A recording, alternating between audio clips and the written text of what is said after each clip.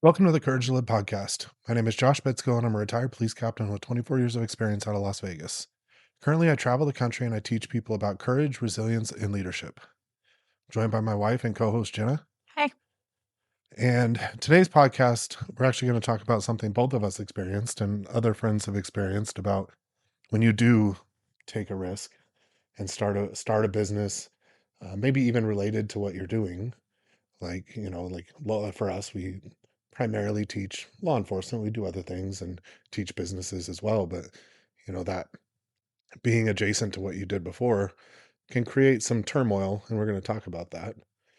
Or a nonprofit or any kind of it's not just about starting a business I think it's more when you go out and you take a risk and you do something that maybe nobody else is doing. Yeah. Yeah. And stepping out on that skinny branch, right?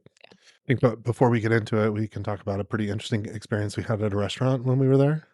Yeah, let's talk about that. But first, maybe talk about what we were doing in California. Yeah. So we got hired to provide for tabletop exercises to different counties in Northern California. And, I have a lot of experience doing tabletops at, my old job. Well, I don't think most people know what tabletops are. Oh, good point. It really, you sit down with, like, you come up with a scenario, like, let's say a natural disaster, like a wildfire or a flood, and you take everybody in the same room that would have a part to do with that. So, like, let's say it's a flood, for example, you would have like the Department of Utilities and the fire department and the police department and all of the different people involved, get them in the same room and you run through that exercise as if it's actually happening. So And that everybody understands what their roles and responsibilities would be. yeah, and you test plans and like, okay, if this were to happen, what can everybody else in the room do to support? And it takes, 4 or 5 hours to run through all of it. And, it's very intensive. I try to do it as low stress as possible, but I like getting people a little bit stressed out to talk about it. And because in real life, you're going to be stressed out and replicating the chaos that happens, even in a command post. Well, and you identify gaps so that they're able to work on these gaps before they're dealing with an actual disaster. Yeah, we did 4 and 5 days. Yes. So there's a lot of back end work. We had, handbooks that we handed out that you created. I had a script, which I didn't follow a whole lot because they just change as you go along. And it was really interesting. But in each one, they did identify a training gap that they Or needed to work multiple. on or multiple. Yeah. And at the end, like, hey, that was really good. We didn't even realize that if this happened, we wouldn't be prepared in this way. And so it was successful for, our first big foray into tabletop exercises on the private side. Like we did it for in our professional lives with the police department. But now doing it like this, it was interesting. It was fun. It was stressful. It was a lot of work, but Yeah. we got it done. Yeah. I think it was a good experience Yeah. for both of us. Yeah, for sure. For sure. And really to work through, doing it in this way compared to how I used to do it. Mhm. And, you bringing everything together and, making sure we're staying on track. So, It's really my job in this business, yeah, making sure we're staying on track. yeah, exactly. Um, What would you call that? Am I like a handler? handler. I mean, I wouldn't, I can go with that. Handler, we need to get new business cards printed for you. Wrangler? Right, Jenna Bitsko, Wrangler of Cats. Yeah. Yes. Um, Well, what happened okay, so we were at dinner one night at a restaurant we didn't know this area at all, but it's apparently more affluent, and which, I mean, we could tell when we walked in the restaurant, but, um, we eat our meal, and we paid the check already. Mhm. I just needed to use the restroom before we left, so, to Josh's left, because we were sitting at the bar, there were 3 ladies, probably I'd say late 40s, early 50s probably. Yeah, somewhere around there. And so I get up to go to the bathroom, and mind you, these ladies had not said a word the whole night Correct. to us. So I get up to go to the bathroom, and I'll let you take it from here. As soon as you went to the bathroom, one of the ladies leaned over and like, "Hey, would you like to buy us a drink?" And I'm like, "Pardon me?" And it's like, "Well, you know, we're here our company only lets us expense a certain amount, and we're over that. Do you wanna buy us a drink?" And I kinda chuckled. I looked at the bathroom to see if you were coming out because I wasn't trying to, like, break up a fight. And, I said, "Here's what I need you to do. I just need you to reach in your purse. I'm sure you have a card in there that doesn't have the company name and your name in it. Pull that out, and you can buy you guys drinks." Mhm. And they kinda nervously laughed, and then you got back, and we left. Yeah, and I can say in the entire time we've been together, we've never had that has never been an experience. No, no. So, It was, on our way out, I did lean over and was like, "Enjoy buying your own drinks," and walked out. well, first he said to me when I got back, I'm getting my purse, and getting my coat on, and he's like, "I'm gonna need you to trust me," and I'm like, "Oh my okay, like, this can't be good." Yeah. So, then as we're walking out, "Enjoy buying your own drinks, ladies," and I was like, "What?" So then he explained it all to me in the car As we were driving away. as we were driving away before I could get out of the vehicle. So, Yeah. I hope if those ladies are out there, I hope you enjoyed buying your own drinks. Yeah. Yeah, hey, you know, it's a fun story. Women supporting women, you know? I didn't get recognized as a celebrity like you did in when we talked about in our last podcast, It's true. but, you know, I'll take it. Yeah. So Right. so for this podcast, I mean, really, it came up because I had a friend text me Mhm. who he works for a first responder agency across the country, and, you know, someone we've met through our travels and through our business. And he's like, "Hey, can I ask you a question?" I'm like, "Sure." And he's like, "Did you ever experience issues with," and he kinda put it weird at first, with the reactions of, um, your coworkers when you started your company? Because it was very he started a foundation, A um, nonprofit. a nonprofit while he's still working, and we did the same thing. I started this company while I was still with the police department. And he's like, "Did you experience, like, issues?" And you know, I asked him, "What do you mean by issues? Like, judgmental?" And he's like, "Yes, exactly." And I was like, "Oh, yeah, buckle up." Because, you know, he had a lot of people were, you know, whispering behind his back and, "Oh, look at him, he's doing this." And, you know, it happened with us too. And but we had this whole conversation about how when you step out on that skinny branch and you take a risk for something you're passionate about, you know, finding your purpose, as we talked about in the last podcast, um, a lot of other people are gonna have intense reactions to it, right? They're going to, you know, say things out of jealousy or their own insecurities. But, you know, every large company, I can really speak mostly to law enforcement. It's like a high school, right? Like everybody is like they're talking and saying things and gossiping, and it really is just that's the nature of it. And you know, I wanted to help him through it, but also explain like, yes, this is completely natural. It will definitely keep happening, but you know that you have your purpose. And just, you know, honestly, like what I say all the time, and a big theme of the book is just keep going. Mhm. And, you know, but I think the core of it is, well, there's really two reasons in my experience why that happens, right? You have people that are jealous, right? They're jealous that they didn't do what you're doing. They didn't think of it, and they see, oh, there's value to what you're doing, but they're jealous about it. Or the other side of it is, you know, they have their own insecurities because they realize they couldn't do it. Because I think both you and I realize how much work it actually takes to finding your purpose and then, you know, putting all of your heart and soul into it. Like we have, like he's doing currently. And but it can be really off-putting. It can yeah, because exactly what you said.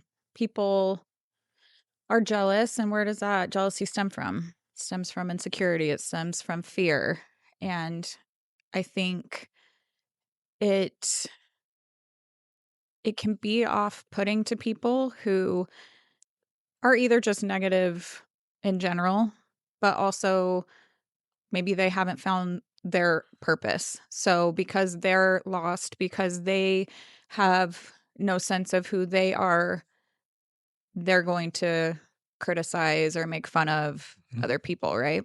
Yeah. And, you know, I think some of that is human nature.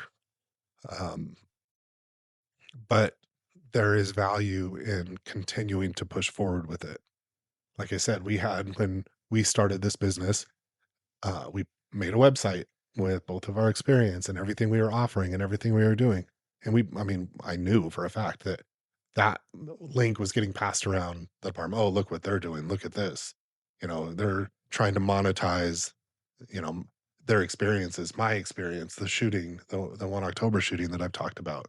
I was trying to take advantage of that. And I think a lot of that too, like you talked about, was that fear of their own limitations or jealousy because we both have purpose. I believe in using those experiences to help other people.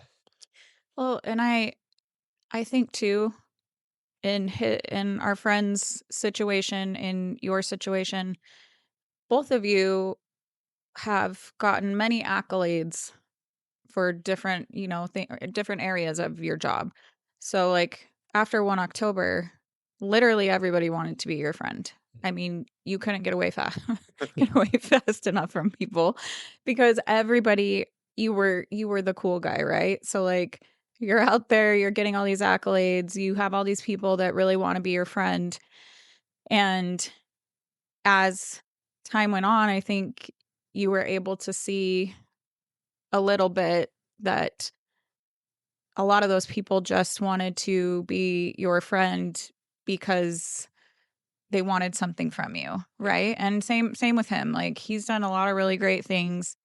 He's been, kind of the popular guy. Mhm, And so I think too it can be a hard transition when you've done a lot of great things or you've been like the cool person. Then when you go out and you take a risk or you grow mhm. and you start changing and you start, becoming and stepping into who you're meant to be, I think that can be really off-putting to people also. Well, yeah, I mean, listen, I think there's this trope of misery loves company, right? Like I'm working the same job and I, hate my life, maybe not that extreme, but I want you to have that same experience. And when you start growing into the person you're supposed to be and doing things that are risky, and then starting even more when you start to have success, then other people are going to be put off by that, those people. And then there's the people that want to celebrate your successes. It's a very small circle of people Well, yeah, and who that's what, genuinely want to celebrate your success we've both found are very small. well, and what happened naturally because our purpose was so strong, we didn't let other people's opinions or what they're saying or talking about derail us. We kept pushing forward. Naturally, our circle had to get smaller. Yeah. And Well, but I do think it's okay, maybe this is just like a me opinion, but I do think with men, I think it's more like in your face. Like men will make fun of other men, when they're doing something risky, doing something different than what they've always done. Men, if the people that are misery loves company, they'll just make fun of you to your face, or they'll tell you you're cringy, or they'll criticize you, or whatever. Women typically don't do that. They are all about, yeah, girl boss, like keep girl bossing. And then they will go behind your back. So I do think, they'll just try to cut you down, but not to your face. So I do think there is a difference too with like men, it is like so right in your face, right? And so I think that's a little bit of what he's going through. You went through that same thing. I experienced it very differently. It was always behind my back, and I think that is a difference between men and women, but I think a little bit of too, and you went through this. It's like I think there's such a hard mindset shift of like, "Oh, wait, remember I was doing all these really great things and everybody told me I was doing these great things. Why aren't you telling me this is great? Because this is a really good thing that I'm doing." And there just has to be, I think, a mindset shift of like not not many people are going to share your same vision and purpose and passion for what your own purpose is in life, right? You are the only one. Mm, And you and I on this venture, this is our passion, this is our dream, this is our purpose. And no one else is going to share that same feeling about it, right? right. Yeah, and that was hard because I was so proud of what we were doing. I wanted to, like, look at this and what we're doing, and when I didn't get that reaction that I thought I should have gotten, then I'm like, "Ooh, that kinda hurts." And, I mean, I think like you said, there was differences in what we experienced rooted in the same thing, but, for me, it's like, "Oh, I'm sharing this. Oh, yeah, that's cool," or, "Ooh, that's really cringy, dude," or whatever, people said. And so, I had a really large friend group, and that started to whittle down, especially professionally. But I'll tell you, those people that are cheering on your successes, those people that are willing to help you, not for any reason other than they believe in you and they're your friend, are some of the most valuable people. And, I'll tell you, we have a couple that help us out with the business really because they believe in it and they believe in us. And they're just, good people that we can both call with our, stresses and our low moments, or, hey, I need you to fly here with me and help me with this. And we're still growing. So, I can pay you a little, but not, it's not crazy yet. And they're like, yeah, of course. I got you. You don't have to pay me at all. Like those friends like that become even more valuable. So although our circle has really shrunk, it has also become really strong. And and that is that natural progression if you keep going. But a lot of people don't. That gets so much. I mean, we had a whole podcast on what other people think, right? And I think it was fear in personal life or fear in profession is how that can paralyze you. And that's why it's so important when you find that passion that you keep going, because like you said, you're the only one with that passion. You're the only one with that purpose. And other people can help you or try and hinder you. And you just have to have faith in yourself that, hey, I'm going to keep going with this because I believe in what I'm doing. And we also saw that transition as we have become busier and more successful. Some of the same people that were, passing around the website or clips from the podcast or whatever are now reaching out like, hey, can I help with this? Can I be part of this? And, our answer is no, usually. Like we have our circle, those people we trust that now we'll bring in. But it's it's that progression of, and I saw this somewhere. It's at first they're going to make fun of you, and then they're going to start telling people where they met you. Like that idea of those same people that are trying to hold you down are then starting to try and be part of it. And that natural progression, we've seen it happen. And that's what I shared with our friend is, hey, this is how this works. Just keep pushing forward, keep doing what you believe in, and ultimately you'll get there. I think you actually part of it was quoting Kobe Bryant, who I cannot stand. But I will say, I mean, I did not enjoy watching him. I am a big basketball fan, not a Laker fan. And you hate the Lakers. I absolutely do. So I did not enjoy watching him play because I couldn't stand his cocky attitude. But I will say his mindset, like you couldn't beat it. So anyway, I think what was the quote you shared with him? Never met a hater doing better than me.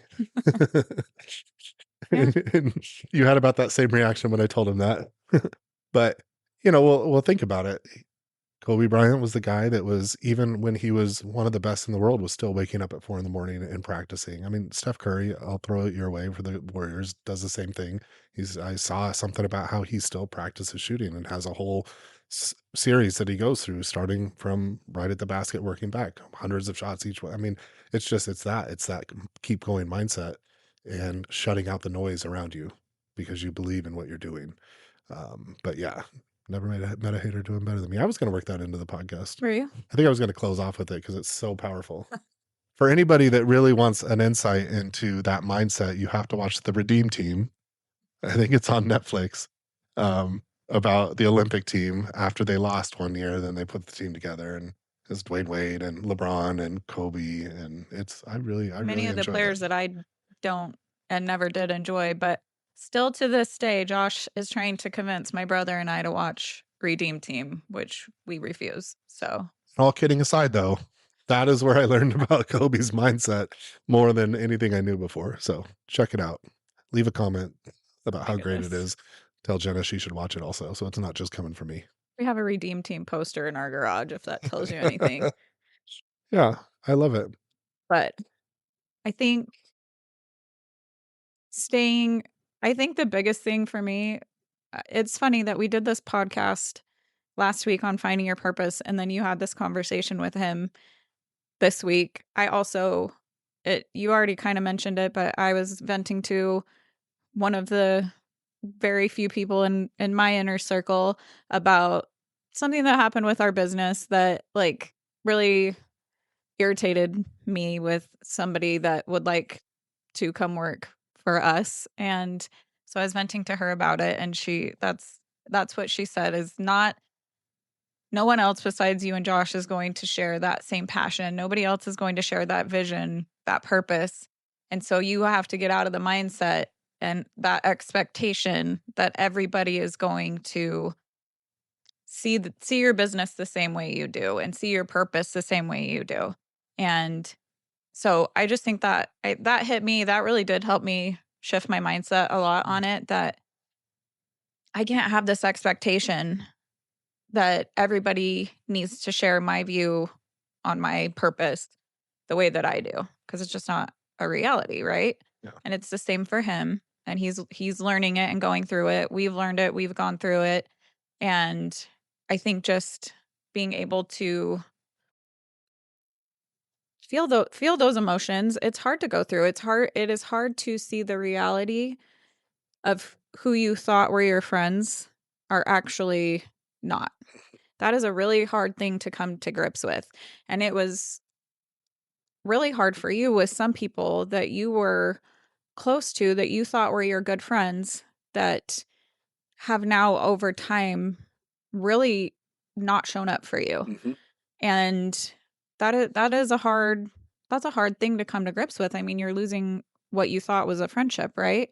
And I think he's going through that too. So like grieving those people and friendships that you thought were close to you, that you thought supported your purpose and your mission, and staying on your path, and then really growing those friendships and those relationships that really do support who you are as a human, support what your goal, what your purpose is, and getting used to that being a very small circle.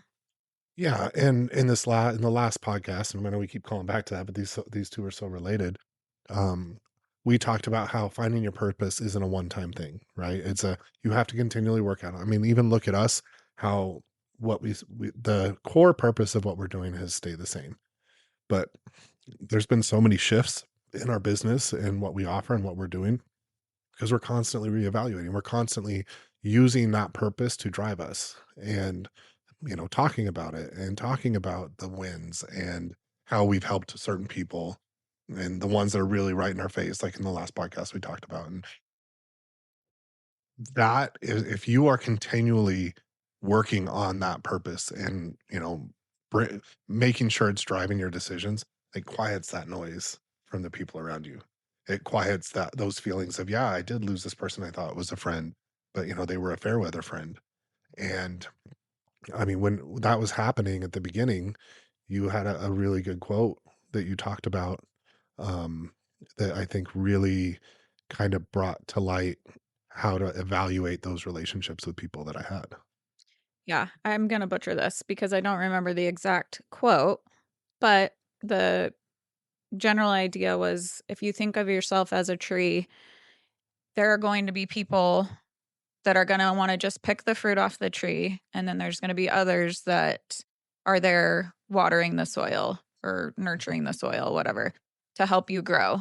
And so I actually said that to you when we were both working at Metro a long time ago because I could see some of those people who were just picking the fruit. And Mhm, they were people that were really close to you, but they never showed up for you. mhm. And it was really, I think, made very clear to you when you had your book launch and those people didn't even show up. Yeah.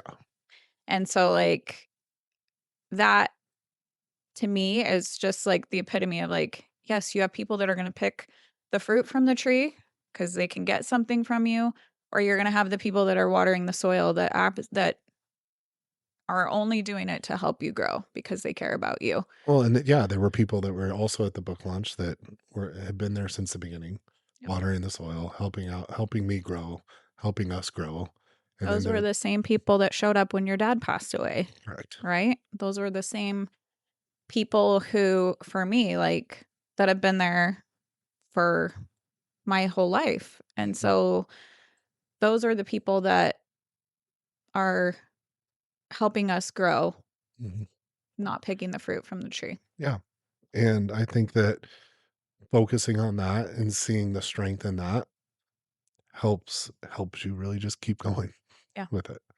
So And if you're out there, you're wanting to take a leap, you're wanting to take a risk, you want to do something you've never done or start a business or start a nonprofit, just I just would really encourage you to keep going. Know that you will, when you step into your purpose, you will lose friends. You will, or people who you thought were your friends. And that's really hard. And it's a hard thing to come to grips with. But if you are willing to grow and willing to be uncomfortable and willing to outgrow people who are just picking the fruit, then you'll be able to really help step into your purpose. yeah, and also just remember when the noise gets the loudest, it might or probably means you're on the right track, Yeah. right? Because you are stepping out on that skinny branch, you are taking that risk, you are doing something you believe in. And if it was completely worthless or dumb, I think people wouldn't care as much. Yeah. So, that could be a good litmus test that you're on the right path. And remember, you'll never see a hater doing better than you. I've never met a hater doing Whatever. better than me. Whatever. Kobe Bryant, Josh Bitsko. Yes. Well, appreciate you listening to the podcast. If there's you like what we're talking about, my book, The Courage to Live, explores a lot of these themes a lot more. But if you liked it, leave a review, share the podcast with a friend, leave a comment, maybe about how you watched the Redeem Team and how great it Oh, was. yeah, please. I'd love to see the two people out there besides you that have watched it. And thank you for spending time with us today.